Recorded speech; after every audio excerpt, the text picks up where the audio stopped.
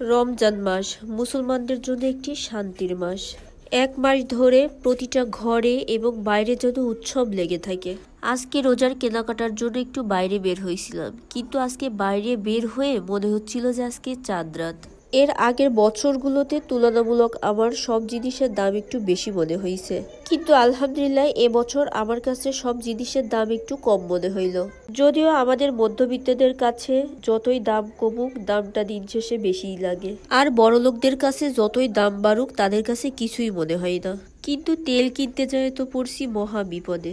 কোনো দোকানদারই 1-2 লিটার তেলের বোতল দিচ্ছিল না, সবাই বলছিল খোলা তেল বিক্রি করছে। রমজান মাস মুসলমানদের জন্য একটি শান্তির মাস। এক মাস ধরে প্রতিটা ঘরে এবং বাইরে যেন উৎসব লেগে থাকে। আজকে রোজার কেনাকাটার জন্য একটু বাইরে বের হয়েছিলাম, কিন্তু আজকে বাইরে বের হয়ে মনে হচ্ছিল যে আজকে চাঁদ রাত।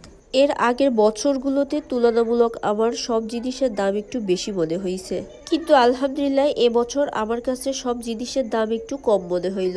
যদিও আমাদের মধ্যবিত্তদের কাছে যতই দাম কমুক, দামটা দিন শেষে বেশিই লাগে, আর বড়লোকদের কাছে যতই দাম বাড়ুক তাদের কাছে কিছুই মনে হয় না। কিন্তু তেল কিনতে যায় তো পড়ছি মহা বিপদে। কোনো দোকানদারই 1-2 লিটার তেলের বোতল দিচ্ছিল না, সবাই বলছিল খোলা তেল বিক্রি করছে।